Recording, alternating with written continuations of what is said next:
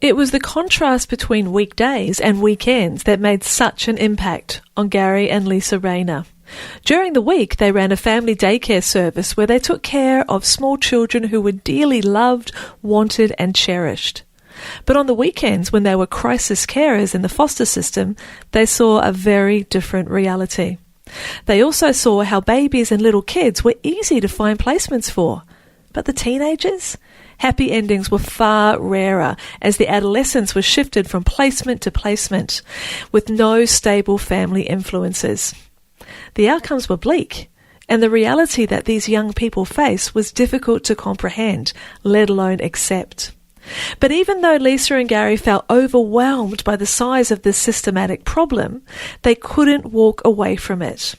And in early 2020, they put their plan into action step by step. And today they've established and run a foster farm home for teenagers in rural New South Wales, alongside a charity, Give Them a Chance. Their young charges are flourishing in an environment of acceptance, love and clear boundaries. I know this story of beautiful next chapters will fill you with warmth and awe. I hope you do enjoy it.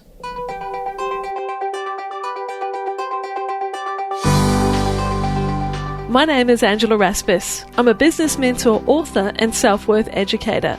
And you're listening to Your Next Chapter, a podcast about change and challenges, goals and dreams, and the mix of strategy and self-worth it takes to step into the next version of you. Now, often in your life, you come across people who make a real impact on you. Now, I met that lovely lady who was on this call today over 20 years ago. In fact, I think closer to 30 when I think about it. And then her gorgeous partner who also joined her in the adventure of life. And Lisa has always had an effervescence about her that draws people to her. But lately, what she has done with that energy and that focus is make a real difference in the world. Her and Gary are doing things that I know are going to really inspire you. And to me, it's the epitome of what's involved in the next chapter. When you see something that you want to do something about. Lisa and Gary, thank you so much for finding the time in your hectic schedule to be able to talk with us today on the podcast. Hi, Ange. Thank you, Angela. It took a little bit of twisting your arm because I know you do a lot of things that people aren't aware about. You don't seek the limelight. Well, my wee show is not exactly the limelight, but I really wanted to have you here so that other people could hear about when we see something in the world that really makes us feel irked and makes us feel both this combination of it shouldn't be like that and this combination of and combining that with and I want to do something about it. And you guys didn't just think about it, you've actually done it. And it's that point of inspiration that I hugely believe could help somebody else decide to take action in an area that is really important to them. So just give us a wee rundown on what is happening right now. What are you guys doing in the world? Lisa? So we met two little children years ago by accident, and they'd been abandoned by their mother, and they were entering the foster care system. So we started looking after them and ended up fostering them, and they became our long-term foster daughters. And so began our journey learning about the foster care system. And over the years, we started to foster crisis children when they're removed from a bad situation. And we got to know a lot about the foster care system and we saw a lot that we didn't like. We fostered over 40 children over the years, and we found that the little children and the babies were easily found placements and easily found families. But the teenagers, once they left our crisis placement, they just moved from placement to placement in the foster care system. They never found a stable family. And a few of them ended up in residential group homes. And it was just a really sad outcome. We stayed in contact with these teenagers. It was an eye-opener. It was horrific eye-opener. And we've found over the years that so many people have no idea about the foster care system in Australia and what happens to these children.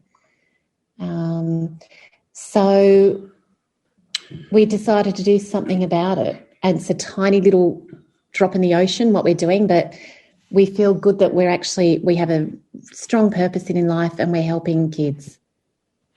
I love that recognition there, and that's probably a point that I'd want to jump in on just right now, is that feeling is that sometimes we see there's a really big thing to address, a big thing to solve. Gary and I were speaking just briefly before we hit record about trying to put out an inferno when you've got a thimble full of water, right? And sometimes you can feel like it's too big, I can't take this on. But if we do our bit, and we can encourage or inspire, or everybody does their bit, if everyone picks up that thimble, then that inferno eventually is going to be quenched. But someone's got to get the ball rolling. Absolutely, a tiny little bit. And that's how we felt, and we still do, a bit overwhelmed, but we feel good that we're at least making a start. And we are inspiring other people. We've inspired friends to foster. We've inspired friends to be crisis carers. And we never actively went in search of becoming foster parents ourselves. Yeah, it was all accidental how we fell into it. But then we couldn't close our eyes to what we saw. So it's very difficult to walk away from, when you witness something that's clearly wrong, it's very difficult to walk away and sort of pretend you didn't see it or it wasn't there. And absolutely. Yeah. And the thing that keeps us going is the success stories that we've had, where we've seen where these children have come from, and the older ones that have been in our care and left, and how we have turned their lives around. We absolutely have. And it's not from anything, we're not superheroes or doing anything special. We're not the world's best parents either, but we're just giving them love. And a chance. We're just giving them a chance.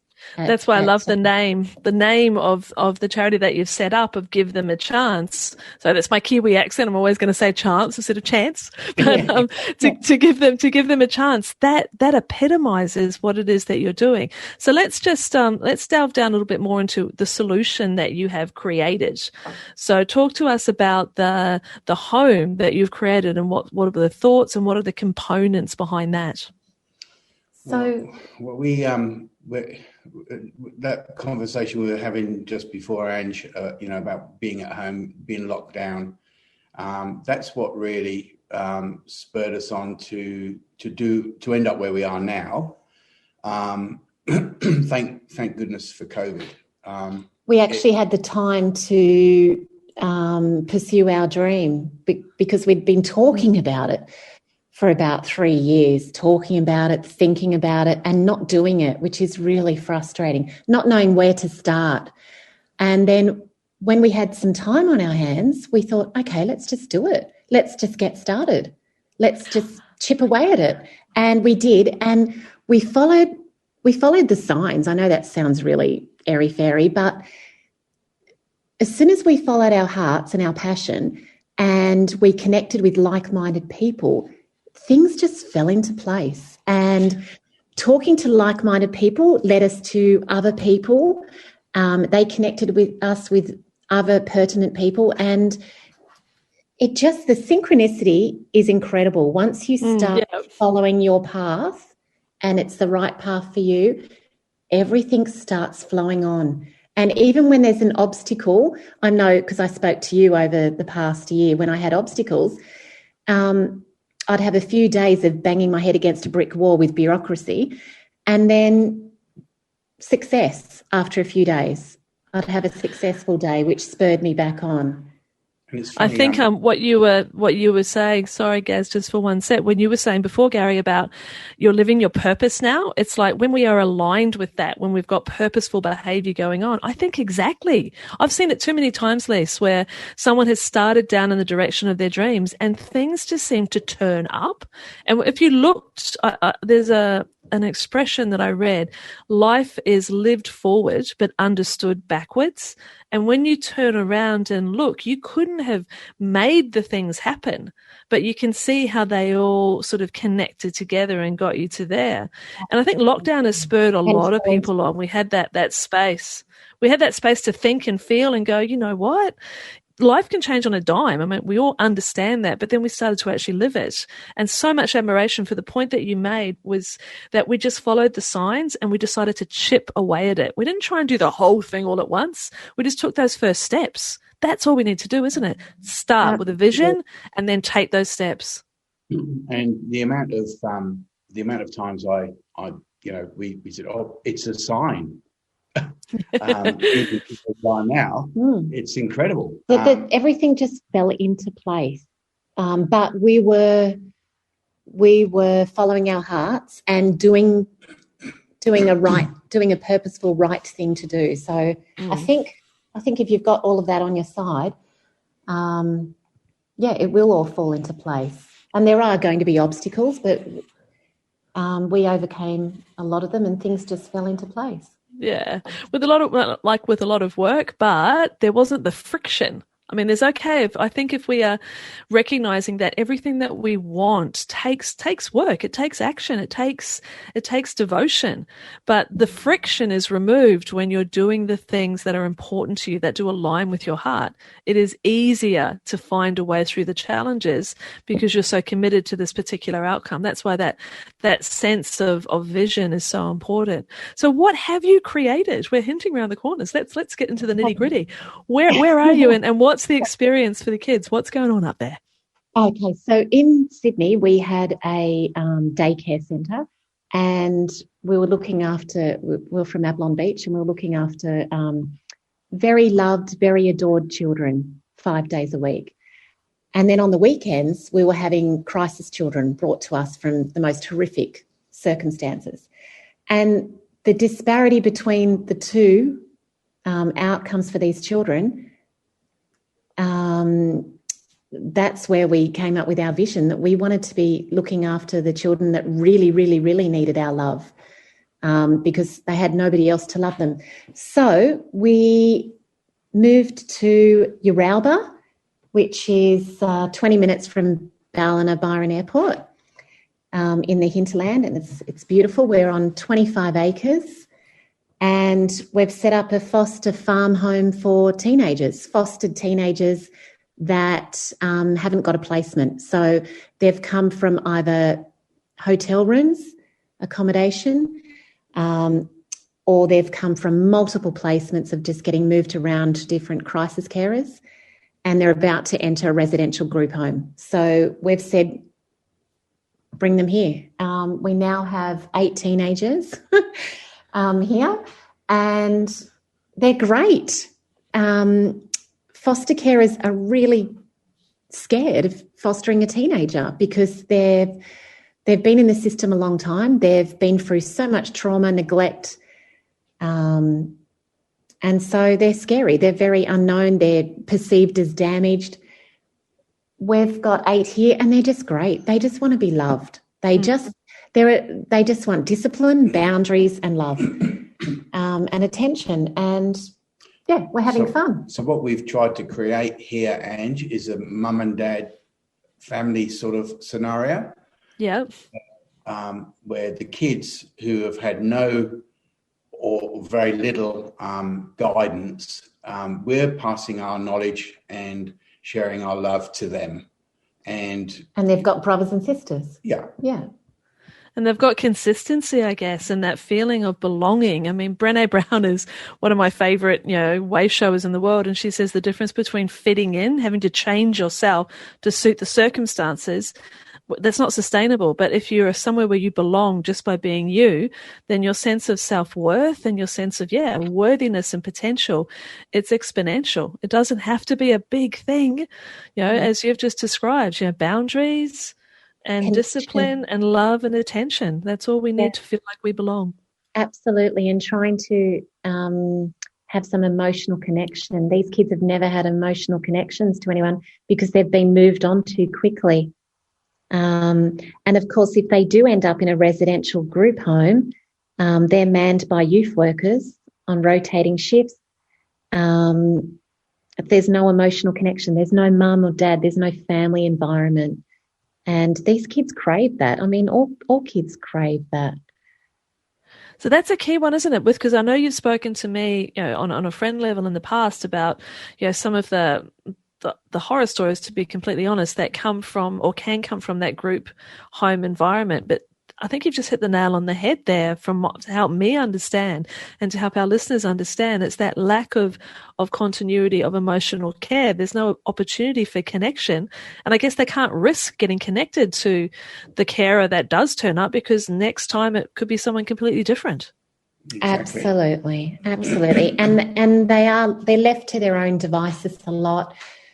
They don't have go to school, or no boundaries. There's nobody telling discipline. them, okay, you've got to do this, and this is why you have to do this. Because look, at the end of the day, if they don't go to school, they're not going to get an education. If they don't get an education, when it comes to the time that they're forced out, well, not forced out of the system, but are no longer funded by the system.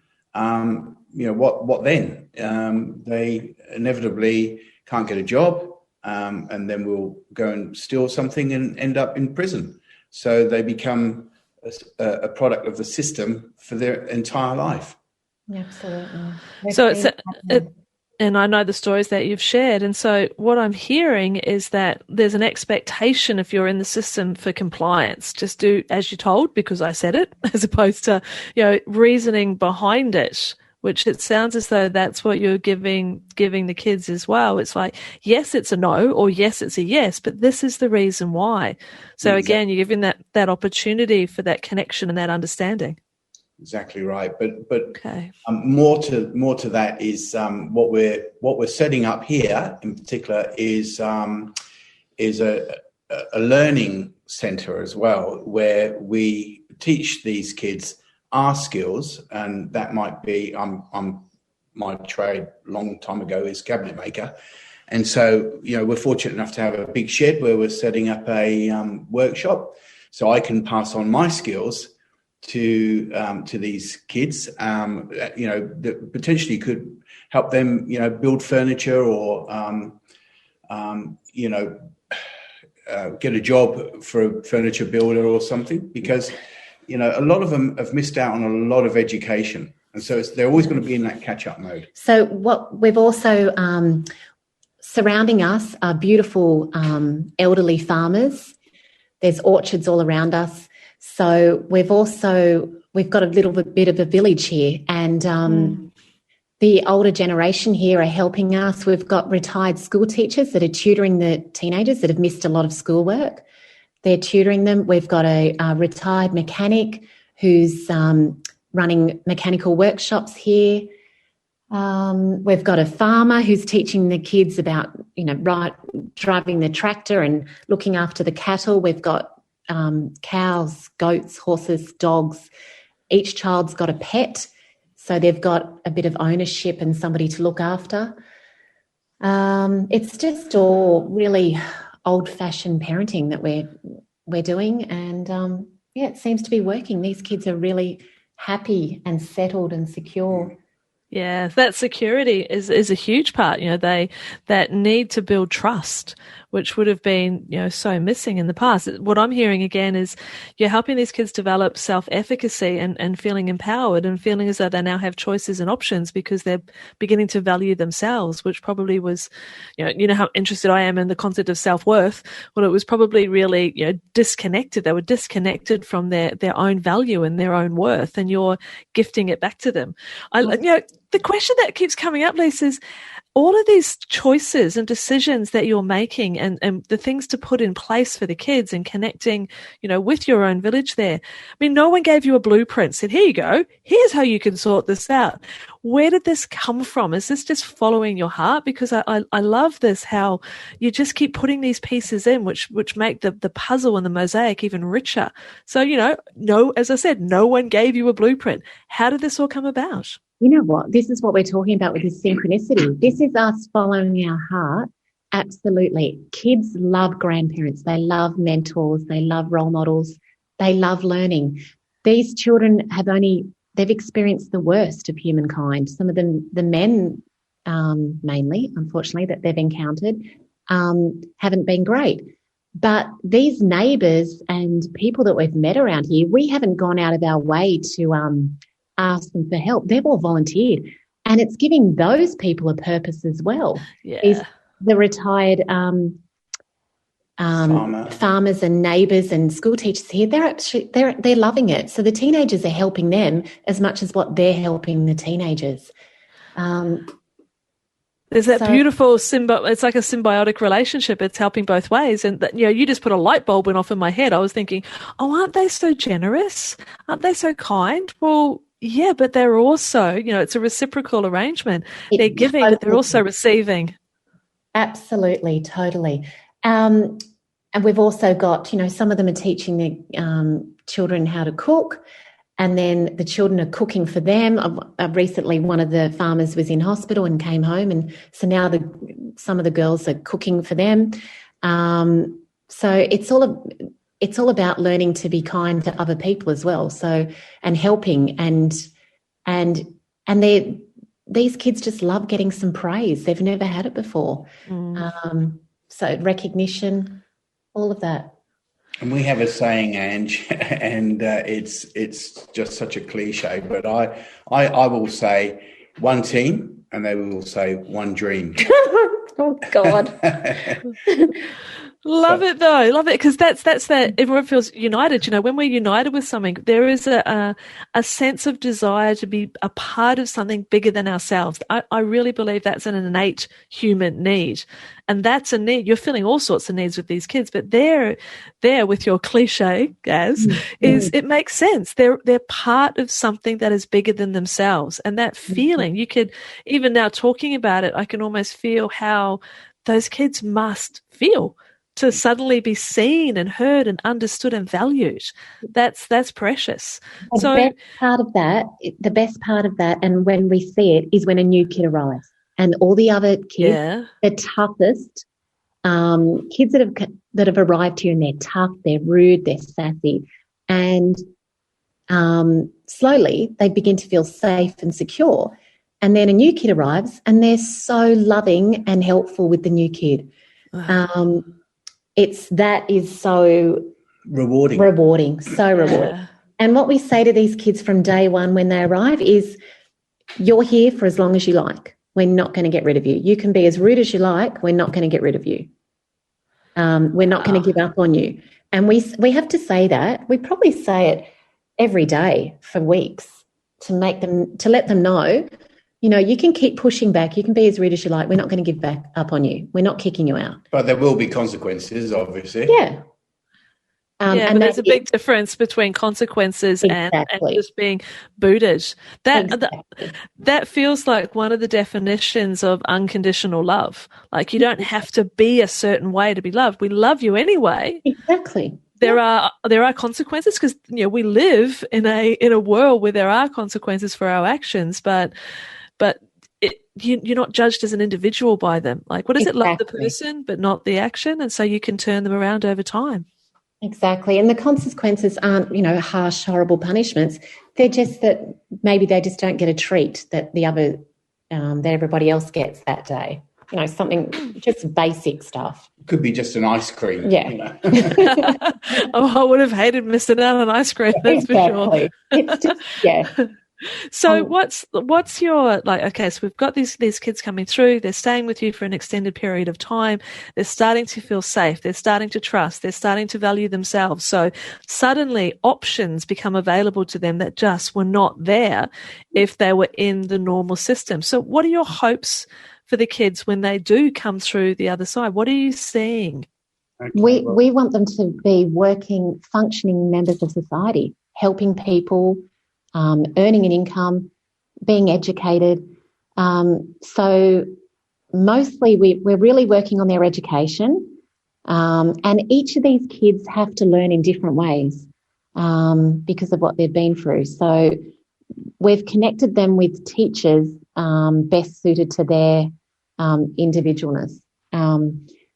So that's an important thing. The other thing is they all do volunteer work at the local soup kitchen, so they can understand what can happen to them in life if they take drugs, if they choose a different path, or choose a life of crime. They can end up homeless, effectively, and that being in that environment where you're actually seeing these people and feeding them, a bread roll, and that's real life. This is how it is. And they're learning a lot when they're working in the soup kitchen from the beautiful volunteers that work there.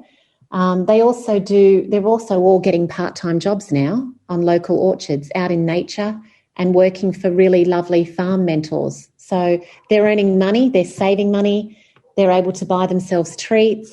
So we're really trying to instill a work ethic in them and giving back to the community that's helping them. So when they arrive, Angela, we get them a money tin. Yeah. Those money tins that are like a $10, look like a $10 note, but and we said that's yours, and we need you to start saving some money now, like for your future. So they have an understanding that if you work, you get money, and you put it in the tin, and that's securing your future. So that when it comes to the time that you're no longer funded by the government or whatever, then you can be self-sufficient. And we say to them, one day you'll be able to buy your own house, possibly, and nobody will be able to move you on. It'll be your own place. And so and you know what? It's never too young to teach kids that. I don't think so. No, I totally agree. Yeah, so all of these things, and you've been very clear, and it's inspirational about you're giving the kids choices and options. You're showing them that there is a path over here that you can choose. It's not always easy because, life can be challenging, but contrast that with the lack of opportunity that there was before, like, when they were in the soup kitchen and can see what other choices might lead them to. That is brilliant. So we're understanding the vision that you have for the kids. Now I'd like to take you up to the next level. Okay. So you've got your own ecosystem that is there and it's working and it's helping the kids. It's giving you that real gorgeous sense of contribution and fulfillment, which to me is so much a part of a next chapter. But what would you like to see happen with this model that you are creating and crafting? How do you see that building and moving out from the location where you are? What vision do you have for that? So what we've done is we've had meetings with the department and the minister, and we've put forward our model to him, and they're using this as a test model. So the government are looking at this, seeing how it works, and they're looking at having more models like this around the state. And we believe it's a far better model than a group resi home. Well, from everything you've described, it sounds like a much better model. So can you see any stumbling blocks? Do you feel that this is going to get rolled out? What's involved? I think it will, but it's we still got a little way to go. It's getting the mum and the dad, really. I think that's the biggest, and because we got here because we were witness to. We stayed in contact with the children that left our care, and we saw what happened to them after they left our care. So it's just finding the mum and dad like us that will be as committed as what we are. But look, I'm sure there's loads of people out there. It's just finding them. And I guess it's having them understand both the rewards. I know there's a lot of foster carers. Well, I shouldn't say I know because I'm not involved in the system, but I guess there's a lot of foster carers that feel a similar way to you, but they don't necessarily have, in their own head, the blueprint of how it could look. How would you like to spread the message? Do you intend to speak more? Do you intend to write a blog about it? How do you see that you could create this ripple effect so other people get the chance to see what you do? Can you conduct tours? What's going to happen? What are your thoughts? Yeah, I have been thinking about this, but I hate public speaking, as you can probably tell. But what has happened is a lot of through the department, I've had calls from other foster carers that are curious about what we're doing. And our numbers been passed on to them. And so many of them said, I always thought this would be a great idea. Yeah. I always thought I had this idea 10 years ago. And I said, well, you know what? Just do it, because that's what we did. And I say it to my kids all the time when they're thinking about something that they really want to do, or friends that are wanting to start a business. I just, that, is it Nike, I think? Just do it. Yeah, just do it. Just start. And it just makes sense. If you see something that needs doing, just start, just try it and do it, and the rest will flow. And hopefully you'll get a sign like we did, You will, yeah. The signs. The signs along the way. And the signs actually spur you on to have that belief, that self-belief, and go, yeah, you know what, that was a sign and we're doing the right thing. And I think the way I got started is I just made lots of phone calls. I probably spoke to about, I don't know, say 40 people. And of those 40 people, half of them were very, very valuable to me in getting started and very, very helpful. So you reached out to people that what you thought might be able to support you with funds and things and time and that. So you just create a hit list and start calling, yeah? Exactly. Do that, because, as I said, half of them were polite but didn't want to help, or weren't interested or didn't have the time. But the other half, there are some really, really good, generous people out there that really want other people to succeed and really want other people to follow their dreams and make a difference. And, yeah, a lot of those people helped. Absolutely. You helped, Angela, when I was getting started. You were so motivational and right behind our dream. And there were a lot of people just like you that were really helpful to us. And I think it's sorry, Gaz, yep. I was just going to say, I think that, you start to realise that time is the most important thing that you could ever have. Time to be able to, go forward and look for your dreams and having the time. And that's when I mentioned earlier about the COVID and the lockdown. It afforded us the time to be able to get on the phone and make contacts and realise this dream of ours. And just get it happening. And also time as in us getting older.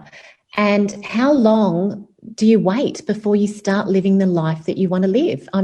I think because I'm heading up to 50 and I thought, I've been talking about this and thinking about this for 5 years. When am I going to do it? I don't want to be on my deathbed and think, I really should have done that. I really wanted to do that. Oh my goodness, Lise, that is exactly the point with how I feel about next chapters. How long do you want to wait before living the life you want to live? That is the whole thing. And it is that. I loved how you were saying at the beginning that you had this dream, you started to take action and you started to chip away. I guess that one question that comes up that I'm sure other people would feel, but how do you get through when you're feeling like, this is really hard, or this isn't working? I know that there was a lot of things that fell into place for you, and which sounds glorious because of where it's led you to now. But what about those stumbles along the way? How you had each other, but how do you get through when you think it's like I'm banging my head on the wall ain't opening? How do you move yourself through those periods? We had those plenty of those days. Absolutely plenty. And particularly when you're speaking with high up, officials and government departments, you get that sense, I'm just banging my head against the wall. This is never going to change. And but then something will come along, a sign will come along. Or you'll just speak to another person who's not so close-minded. And so I think you just have to keep on ploughing through. Keep on. We would change direction for a few days and go at it from a different angle, talk to different people. You just follow the signs. I know that sounds ridiculous, but where one door closes, another one opened, and it absolutely did. And it sounds as though perseverance, no matter what. Absolutely, perseverance. That's it. Whatever the dream, whatever the vision, because what you have here, what you guys are wanting to build, is a very personal vision. Obviously, other people are being encouraged to create that, their version of that as well. But this equally applies to any sort of goal, whether it's starting a business. Yeah, starting a business, changing a business, leaving corporate, losing weight, ending a marriage. Like, there's so many changes that we have to be brave and bold to step into. But what I'm hearing is that if you have a compelling vision, and this has been said so often, I think it was Simon Sinek who first said, start with why. Like, if you're really strongly connected to your why, the what and the why, the how, well, we'll just work that out on the way. But the what and the why, that's what we've got to keep ourselves really connected to, so that you can pivot around or navigate around challenges and problems. I love how you said that. Look, if I was banging my head on a wall for a while, take a breath, find a new direction for the next few days. Like, don't keep hurting yourself, but find that new direction. It happened just this week. Monday, Tuesday, two crappy days of of having trouble getting what we wanted and getting what we wanted to move on. And then we got some good news yesterday. So, and that's all you need. You just need a tiny little bit of good news to just totally inspire you and motivate you again. Okay, good. Let's keep at this. Yeah, but I think talking with people, Ange, as well, it is key, because you just don't know who you're talking to at any given time. Exactly. I was recently in a situation, because I do volunteering. I volunteer for marine rescue, as did Graham, I believe. And that led me to being part of a fundraiser for marine rescue, and also the SES took part. Well, we were just selling raffle tickets, and at the end of the raffle ticket sort of event, I was fortunate enough to meet a gentleman, and I was chatting with him and telling him about what we do here. And this gentleman was the CEO of this club. Anyway, he said, "Look, potentially, with your charity, you could be applicable for the club grant." Anyway, I said, okay, I didn't even know clubs had a grant situation like that. But he said, look, let's have a meeting and tell us a bit more about yourselves. And we did. And a consequence of that, that was the good news we just received yesterday, was that it was put to the board, and we were given the green light to get some funding, which was awesome. That's fantastic. I love that attitude of there's possibility everywhere. We've just got to keep talking, and it'll turn up. And also, don't listen to the negative people. Don't let them distract you from your dream. There are so many saboteurs. Is that the word? Yep. Saboteurs out there. There really are. And they probably don't. I don't think they're malicious. They just negative. They don't do it. Just follow your heart. Absolutely. And don't give up. As I was saying, you guys are very fortunate having each other, but the bigger support, like if you give yourself a support circle, you only need, I believe, just one belief buddy, someone who believes in that vision, so that when you are having those days which should just feel like you've been shoved in a corner, that you can reinvigorate yourself by connecting with someone who reminds you of why you're doing this. Absolutely. The other thing that I would, if just to offer some advice, is when I was getting started and we had to set up a charity, I contacted some people that I didn't know that were heads of other charities that inspired me, that were heroes, and it was incredible that the help they gave me. So just reach out to people, and half of them will say too busy to help, but the other half was so kind and generous with their advice and motivation and time. You can imagine, Ange, the process of setting up a charity. Well, it's, when Lisa said we need to get a charity organised, I said, okay, well, good luck with that. This is going to be huge. And you know what, it is huge. And we just drew on other people's experience. Yeah, experience and expertise. And, people are generally sort of quite eager to help, particularly when it's for a good cause. Because we're helping 12 teenagers a year to give them a chance at, having somebody to love them, somebody to educate them, and to go out in society to live. Also, even we do have teenagers that stay here for just for a short break from where they're fostered. But do you know what it's like when you're a kid and you just get that one adult that gives you a bit of praise and a bit of positiveness, a bit of help, even when you're younger, young adult. You just never forget that person. So if we can be that person for someone, how awesome is that?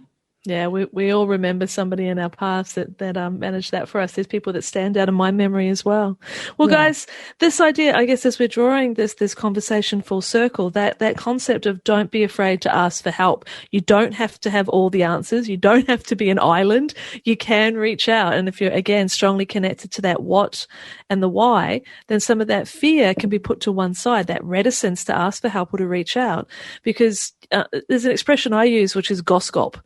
And it's an acronym for get off self, get on purpose. So it's like put your fear to one side if you can, because there's a bigger picture here that you're contributing towards. So on that note, people who are listening now and they want to get involved in some way, how can they help where you are at the moment? How can they get involved, whether it be in a big way or a small way? And where can they find you? Give us some details about that as we're closing. Okay, our website is givethemachance.org.au. So there's some information on there on how people can help. Locally, we're asking for volunteers for any sort of mentor workshop. We recently had a funding drive, and we received donations for when the teenagers leave here, we're hoping to give each 18-year-old a little bit of a nest egg to pay their bond on a place, get them a cheap little car, something like that. Something that parents do for their kids when they leave the nest. So we're hoping to give each kid that leaves here a little nest egg for the future. Just a bit of a kick along. Yeah. So let's call a spade. Financial donations help as well. Absolutely. Yeah, like that's what we're saying. And so we can provide them, what we try and do is provide them as well with an awesome experience every Christmas. So we don't buy presents. We don't buy them more stuff. We try to give them a life experience. Yeah, and a lovely memory. Lovely memory. A weekend away, something like that. Well, last Christmas we took was it three? We took them 4 children to Hamilton Island. Hamilton Island, yeah, and that was they were just blown away. They'll never forget that. Yeah. So we're just trying to teach these. We're trying to treat these teenagers just like our own biological children. We want them to have everything that our children have. That most teenagers, experience. Yeah. And that's, this is exactly why I wanted to have you guys on here to inspire people that there may be a really big like mountain that you feel you're pushing up against. But, Rome wasn't built in a day. We can take these little steps. I think one of the metaphors or the stories that I think of when I consider you guys is, and you may have heard of it, it's the little starfish story, where there's some sort of wild weather has thrown all of these starfish up onto the shore. And there's like literally hundreds of them littered all the way down the shore. And this man's going for a walk and he sees this young kid, maybe about 10 years old, who's picking them up and throwing them back into the water one by one. And he says to him, well, mate, what are you doing? I mean, look at them all. You can't. You're not going to be able to help them all. You can't really make a difference. And this kid looks him in the eye. He picks one up, throws it back in the water and says, made a difference to that one. Absolutely. And I think that's perfect. So, look, is there any last thoughts you would like to leave us with before we cruise off on this call? Just be kind. Yeah. Yeah. Be loving. Never know what somebody's going through. Everybody on this planet, that we're all the same. Yeah. We're all the same. Everyone just wants a bit of love and kindness. And that's it. It's not rocket science. It's just, be kind, be loving, and just try and do good deeds. Yeah, absolutely. Yeah, I reckon I'm signing up for that, guys, without a doubt. Thank you so much for sharing your story and you're welcome, just those insights. And to you, my lovely listener, I hope you're feeling the same way that I am in terms of that feeling that you can make a difference. You can do the thing. Yes, it may take time and effort. And it may be scary and it may seem bigger than Ben-Hur. But just as Gary and Lisa have said today, chip away at it. Just chip away at it one step at a time. You don't have to have all the answers, but you need to start taking action so that you can actually move towards the thing that's really calling you. Recognize there's going to be ups and downs. Anything that is worth having, I believe, means that you're going to have to move through some challenges. But that feeling of contributing, of feeling fulfilled, of making a difference in your way, that's what next chapters are all about. It's about stepping into that thing that is calling you. And you know what it is. We've all got it inside. Now, I don't want to get you tied up in such a feeling, I've got to find exactly what my purpose is. Just be purposeful. Be kind, be loving, do the things that the Gaz and Lisa have been talking about so that you can make your impact in your part of the world. Now, you've got the details about how to get in touch with them if you want to hear more about the charity and how you may be able to help. And I'll make sure that those are on the show notes as well, those links. But until we speak again, or until you're a listener on the podcast again, take very good care. Thanks for listening.